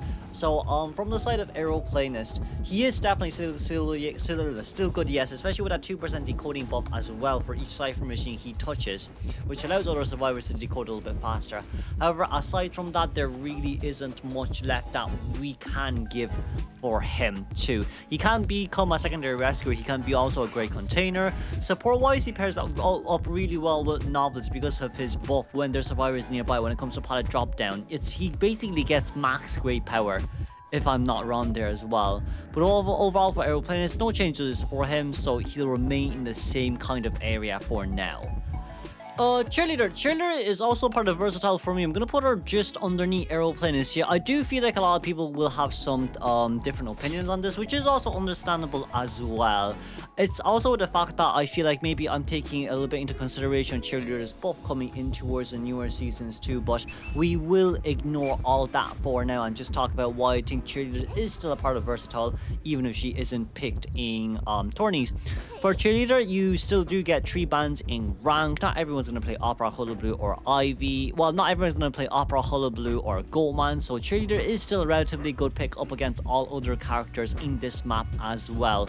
For me, Cheerleader is still a pretty solid survivor in which she pairs up well with quite a lot of other containers too. She's like, Cheerleader is a different type of support. So you have harass supports, you have soft supports such as female dancer, maybe with a music box. You have long distance supports such as maybe archer, such as cowboy, such as batter, and then you have cheerleader who is a contained support. She's a support in which you can reset item cooldown instantly for survivors. She can give movement speed boost to survivors as well, very similar to a Postman, and cheer them up. And she's someone that could potentially give a body block scenario in which if the survivor is knocked down, they can consume the 25 stacks of encouragement marks and get back towards full health right after getting in cap 2. For me, Cheerleader is honestly speaking a really good character. I still like to use her from time to time as well. You just don't see me use her in rank, but she is still quite a solid and decent survivor in my opinion, especially when it comes to containment and when it comes to her support overall. Her support will be one of the strongest as well from my point of view, especially with assisting survivors into allowing them to use their items faster as well. This is more or less a double-edged sword. However, in a scenario where you want to avoid Hish until Blink is ready, this would, honestly speaking, be the best choice out of it all. And also at the same time, it's kind of like Cheerleader is also getting buffed next season, so she definitely will move. But overall, for me, she still remains versatile regardless of what happens. Then we'll have Puppeteer. Puppeteer is also a part of Cupid's arrow for me as well. I just feel like Puppeteer is overall a very solid survivor to use. We see him a lot in tournaments as well, and he could be considered as a second rescuer too. He can basically block 4 hits at the same time, and he can tank basically a Terror Shock hit too. He can take a Terror Shock even at half health, just to keep that in mind as well. So if you lose your usual Lewis and you are currently at half health and can still block 0.75 damage, he's basically your go-to man to go as well. I do feel like for Puppeteer, he's the best character to use, especially when it comes to newer survivors too. For newer survivors that want to play container/mini rescuer in rank, Puppeteer is kind of your guy to go here as well. Yes, his rescue when Lil Lewis is near the chair is only 4 seconds instead of 8 seconds, but it's still good. It is definitely speaking still good. I don't think anyone will sleep on Lil Lewis, and I do think everyone kind of agrees with me on this side as well. Being able to tank 4 hits, gain 8% movement speed boost when you're in Lil Lewis form, and being able to tank at least 1 Terror Shock bare minimum right before you reach that. But when you right before you get past that half health mark, there's always the nicer things about him. He's one of those survivors that I'd really recommend when it comes to newer survivors in rank. However, also at the same time, his only debuff kind of is the fact that no one can heal him aside from Barmaid, Psychologist, or if he heals someone else and they also both get healed at the same time. I did remember before we were like, oh, maybe Bomb on Sculptor will count him quite a lot, but because he blocks 0.75 damage, that just isn't the case here anymore. So Puppeteer is a very, very solid survivor. Then there is Fire Investigator. We see Fire Investigator getting banned quite a lot in rank as well, which, well, not in rank, in tourneys as well, which does put him very high on the tier list already anyways. However, I will not be putting Fire Investigator in Cupid's arrows for 2 main reasons. Reason number 1 being the fact that I haven't really seen him as much compared to all the other survivors that is being played. He does work better in a 4-man scenario setting where when you drop down your airbags, it can be used by anyone else, but also at the same time you need that 4-man scenario in rank 2. From inside the Fire Investigator, those airbags help quite a lot when it comes to countering up against the Ivy and blocking Hunter's threats, forcing them to use their charge attack hits and allowing survivors to pull distance out with those airbags puff and puffs as well. But he does initially have 5% decoding debuff, which will slowly stack up to 5% decoding buff if he's containing near the Hunter. But I'm quite sure this stacks up by like a 1% per every maybe 6 seconds. So if you contain for 60 seconds, it should be 10% increase on the decoding debuff. Now this may be wrong from my side as I haven't checked it out just yet, but from playing games on Fire Investigator, that's kind of the approximate calculation I have done myself. But also at the same time, now we're at a position where it's like he is strong but he can't pick up items, and maybe that could be one of his kind of non-redeemable factors about him. It's just that when his airbags are gone, there's not really much you can do when it comes to containment up against the Hunter as well. Next will be Faro Lady. For Faro Lady, I would love to put her in solo ranking. However, for this season, we're going to put her apart. Oh, sorry, I would love to put her in versatile, but for this season, I'll just put her in solo ranking, very high up on solo ranking, barely reaching versatile. For me, Faro Lady is basically the best survivor to use when it comes to containment. She basically gets cloak every 40 seconds. And the cloak still goes on cooldown until she gets on towards the chair. So I feel like from our side, she's like the most solid survivor out there if you want to play a female character that's a decoder out there as well. She has her canes in which she can misdirect the Hunter to go towards another direction while she runs backward. She can stand still to make the Hunter play mind games with themselves, as you know, they play Hish, well, not as they play Hit, but like as they kind of just run around and try bait the Hunter to go somewhere else as they buy more time for the containment. And also at the same time, even if they do kind of leave the area of the hunter, their cloak form will immediately dissipate and go into cooldown whenever they wish to do so, as they vault over pillows slash not pillows, windows, excuse me, slash pallets. Lamo, I'm tired, I'm saying pillows now, windows slash pallets, and or even when they drop down pallets slash rescuing too. So for Faro Lady, you can actually control your cloak cooldown however you wish to do so. You can use your cane as well to cancel cloak cooldown as well by 10 seconds, alongside with the fact that with the fact that alongside with the fact that her decoding progress has also been significantly increased as well. When she steals cipher machines from the other ciphers, she doesn't reduce the cipher machine decoding progress as much, but she still decodes fast as before. So that's also a nice thing about Faro Lady too, just in case you have, you know, a survivor that is being chaired near the primed cipher machine. You can just get Faro Lady to decode far away and get the other cipher machine primed before the survivor gets eliminated as well. For me, also at the same time, Faro Lady, you can't really hear the cane being used anymore, you can't really see the effects as well, and you cannot hear the Faro Lady's footsteps on the ground too. So with these implementations, Faro Lady by technicality is actually invisible when she is on the field, which is what makes her such a great container and decoder when it comes to going up against hunters in general. And of course, I'm not going to make the joke since this is going to be a little bit more of a serious video, but Faro Lady's rescue is still a little bit slow, so there's still more chance for you to get terror shock, and it's less likely for you to be able to pull off the rescue compared to before. However, it is still doable to a certain extent as well. Maybe just not when you're the last rescuer at half health, the last survivor at half health, coming in for rescue, get hits on the ground, and then the cipher machine pops, you come in for rescue, but you can't rescue because of your rescue time being so long, and you basically get terror shocked down. That's the only worst thing about Faro Lady, in my opinion. But aside from that, really solid survivor. We then have Knight. I think Knight should be around the solo ranker rank, especially when you're playing Rescuer 2.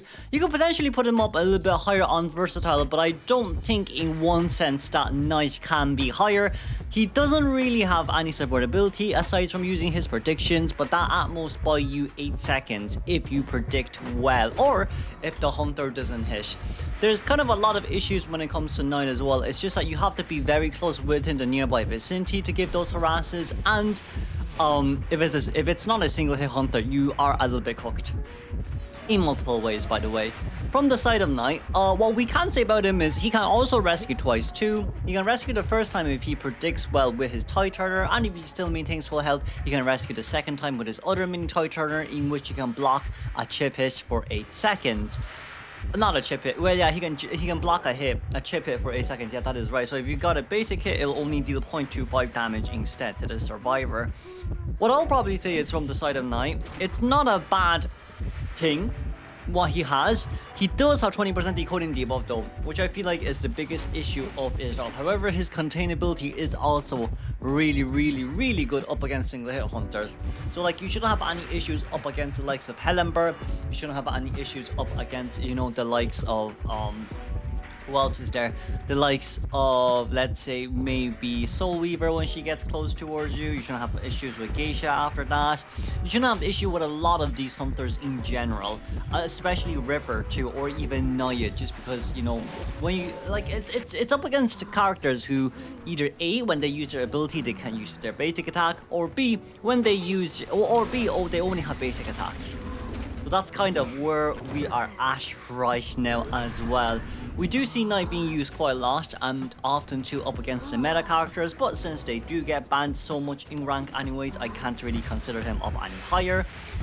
His support is good to a certain extent if you are nearby. However, sometimes you'd rather, you know, save those items for yourself and to decode instead. So for Knight, for me, he's the part of solo ranker. His containment is good enough. You can run him without Toy Turn, you can just run him with Flywheel and do a Chivalry Rescue.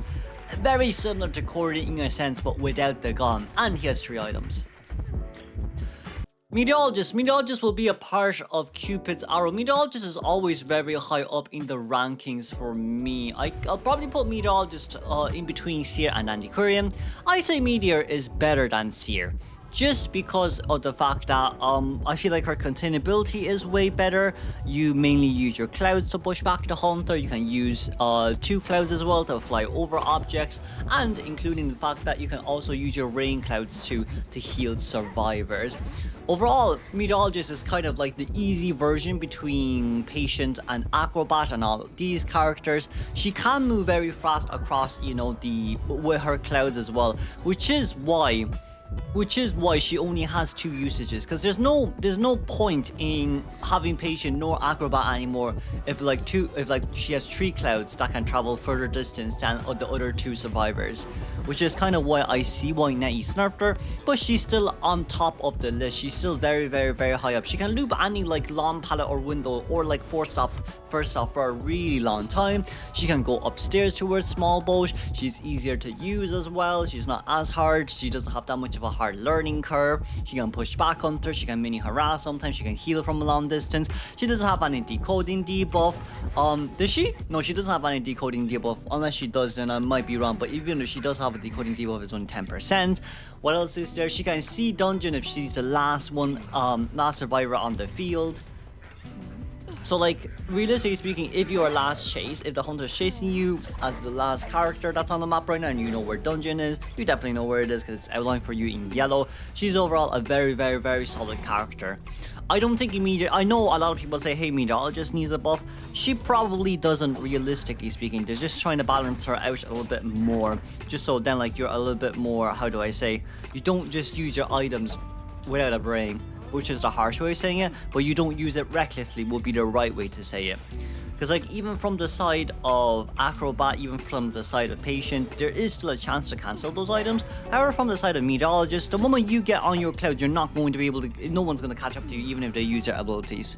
Maybe Bloody Queen is one of the exceptions depending on the scenario, but usually that wouldn't happen if you're flying up high enough.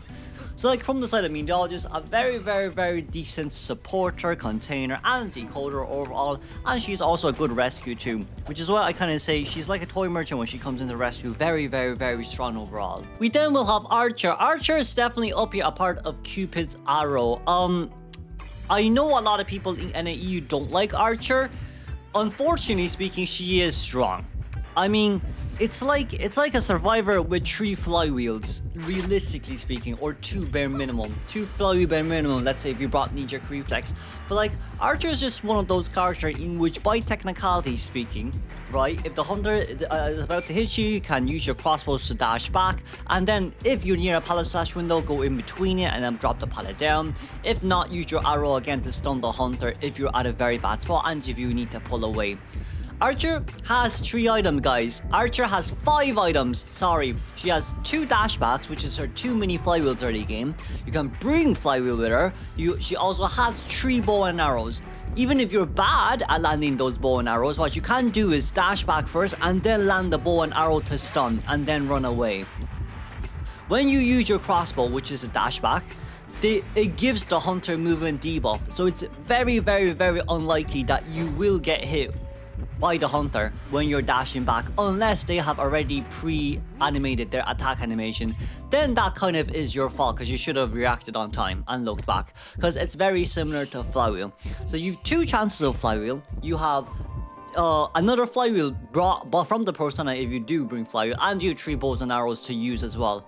I'm not saying you can always get a hard strike. That's a bit hard to do. I'm not saying I'm not saying that's easy, but with 2 dashback crossbows, I think it should be easy enough to at least land at least 2 safely. Right, land at least 2 safely. Archer is a very good solid solo container. Not only that, especially as we have seen just in IVS recently, she can also be a very decent rescuer slash harasser too. It's simply because of the fact that she is a long distance harasser, right? Like, compared to Cowboy doesn't have to like one tap lasso to rescue. Archer can just get kind of ready to put her bow and arrow out and then force the hunter to come towards her. And like, she has a relatively safe distance as well between herself and the hunter before she has let the bow go, and then maybe cut the hunter just a little bit longer. Not only that, Archer is kind of really decent when it comes to just mini support too. You don't need to do anything fancy. If you want to provide at least some bit of decent early support, or if the hunter is just like bypassing you while the survivor is running past you, just pull your bow and arrow out and then hit the hunter. It doesn't have to be a harsh strike, just land that 50% laceration stack, and you know, whatever else the survivor does, they will do it. As in, like, if the survivor pulls away, that's great. Hunter still has a move to catch up towards them anyways. So isn't that just great? You provide mental support and you provide mental assistance at the point that, okay, Hunter themselves knows that they have laceration. They can probably walk for a little bit, but they are going to be very, very, very, very panicky when it comes to, okay, I need to hit the survivor fast, or I have to stand still. It's a lot of the decisions made by the Hunter. Not only that too, since you are long distance as well, sometimes when you land those laceration stacks, the hunters, it's kind of, you know, the hunters aren't really looking at you that often because you're so far away, you're not body blocking.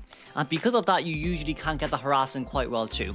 Now, when you are better at Archer, like Oompy, you can land those hard strikes a little bit easier when you are more proficient, when you are better. So, with 3 bows and arrows, you can at least land maybe 1 or 2 out of the 3. You probably will miss 1 or just land 50 stacks per 1. But those crossbows for the dashback is so insanely good, I don't see why we're not using it. You can even use Archer to kite up against the Goatman, because when she teleports over from the cage, he gains stacks. So like Archer counters Hullabaloo, Opera, and of course Goatman. Ivy is a different breed. Ivy, you just have to tank more hits, and she counters fast chase hunters in general too. If you're going up against slow chase hunters, you can just pull your bow and arrow and land the hard strike, land the stun. That's it. We have seen how well ACT Xiaoyan has done in Lakeside Village on that Grand Finals match to support the Professor up against the Wax Artist. It is 100% doable. It's just that people from NAEU, I generally don't know. Look, I'm really mad because I'm not seeing like, where in this information are we saying Archer is bad? Where in this information are we saying Archer is bad? She always was good. That's why she got nerfed multiple times. Like, IJLVL proves that as long as you just play her a decent 50-60 times, most things kind of come pretty easily. She's also not that hard to maneuver as well. The dashback is like a flywheel, and the bow and arrow is literally like, what is it like? The bow and arrow is literally like Patience hooks, except for the fact that you have to charge it. And like, she has 5 items. She has 5 items. It's not like she only has bow and arrow. If she doesn't have the dashback, then maybe I say, okay, Archer's a bit bad. I'd probably put her on solo ranker. But she has 5 items. I don't understand this. Of course, you can rebuttal me down in the comments, but like, you gotta at least provide some sort of good what? You gotta provide some sort of good statistic, or even just analytics for me. Because I don't see how else bad this can go for Archer. You know? I just don't see it. I keep seeing people online who is like, Archer's bad from the EN community. I'm like, she's not bad.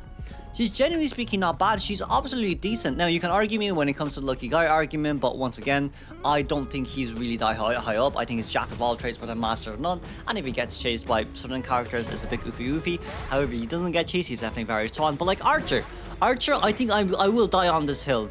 I will die on this uphill battle. Archer is good. I know not a lot of people from NAU use them well, but that's also because our pin is absolute gobshite, because we're on 100 MS from EU side. So like, sometimes things can happen when you can't land the flywheel properly, when you can't land the bows and arrows properly. But she definitely is good. She isn't bad at all. But yeah, you can rebuttal me down in the comments, but please keep it respectful. But yeah, I don't know where everyone got the narrative from, where Archer was bad. For me, she was always really good. Next is Escapologist. Escapologist will be situational for me. It's hard to really say how good Escapologist is right now, but like, we're gonna talk about him before his buff, just because of the fact that we don't have enough data after his buff as well. But for me, Escapologist currently is situational. You can't really put him as outclassed, simply because of the fact that there really is no other character that is like him. He's very unique as a character. I think in that sense, I do think, like, you know, okay, it's a good enough argument to say he probably isn't supposed to be a part of Outclass, because his skill sets are very different compared to other survivors. Now, once again, Escapologist, what can he do? He's a new recent survivor that just got released, and he can throw down a turbo in which he basically provides fog path area, so then a hunter can see past the walls, and their items can get across as well, like Itakwa's Wind, Hermit's Orbs, and Geisha's Butterflies, Bloody Queen's Mirror Placement, My Statues as Sculptor, and so on and so forth, right? However, he can also change the chair location of survivor to either A, make it closer towards him, or B, make it further away from him, so away from the prime cipher machine, so that no survivor cipher machine is actually blocked. So those are our, well, I can't speak English. Those are our two options from his side. And then last but not least, he can tank a terror shock. He can tank a hit, in which it allows him to teleport or blink towards the next nearby wherever he's placing. It's like a flywheel, but it's like two flywheel lengths, right? But the hunter doesn't go into attack recovery animation. What I will say here is Escapologist, he's very situational because of the fact that he's not too strong, but he's also not too weak. It's hard really to see people play him well, and I haven't seen him in rank at all. Like, I genuinely speaking never seen a single Escapologist in my rank sessions at all. He's very situational due to two reasons. Reason number one is he's definitely very good endgame if he still has Tie Turner and he takes a hit. He can teleport immediately towards the chair and get the rescue off the chair and get that Tie Turner out. That's situational number one. Situational number two is sometimes his Torable can provide very decent support, especially given the fog paths too. It's a free 10 seconds to 15 seconds Torable duration, the fog duration, in which survivors can kind of play Mind games a little bit easier up against a hunter.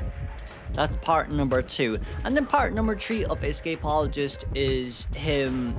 I don't think he's on any decoding debuffs as of yet.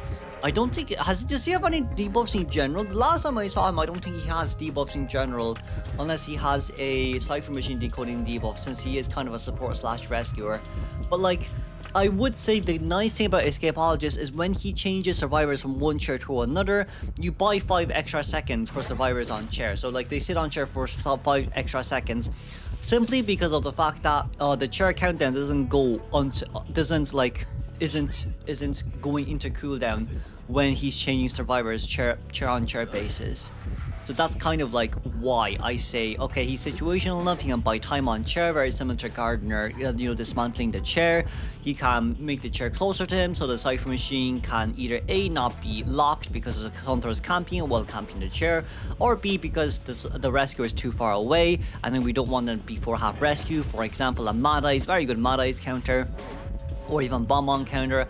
And then C would kind of be just him overall. The fog support can come in clutch sometimes, but like, I do feel like he's very close towards outclassed. It's just that he's, for me, very situational this season. We want to see, I do wonder what he's going to be like next season when the buff is going to come true, but for me, it's definitely doable in a certain extent that I do believe that he can kite. You can put turables, the fog paths in between the pallets, so you can win pallet mind games, because you can see hunters outlined red when they're in the fog, and so much more. But this is gonna be it for Survivor tier list of season 38. I hope everyone enjoyed, and of course, if you do have any rebuttals, you can kind of draw me back down in towards the comments down below. For me, this is my ranking. I can see like a lot of there will be a lot of different opinions on maybe Lucky Guy, on maybe Knight, on maybe, the likes of Enchantress as well, but or even Toy Merchant. I don't see Toy Merchant as well, or even Explorer, but like, I will see everyone's comments down below, and I'll probably change my opinion if it's good enough analytics and people can back it up properly. But that's gonna be it for now. Thanks everyone for watching. Hopefully this video will be released before the end of season 38. And once again, I will see you all for Hunter tier list.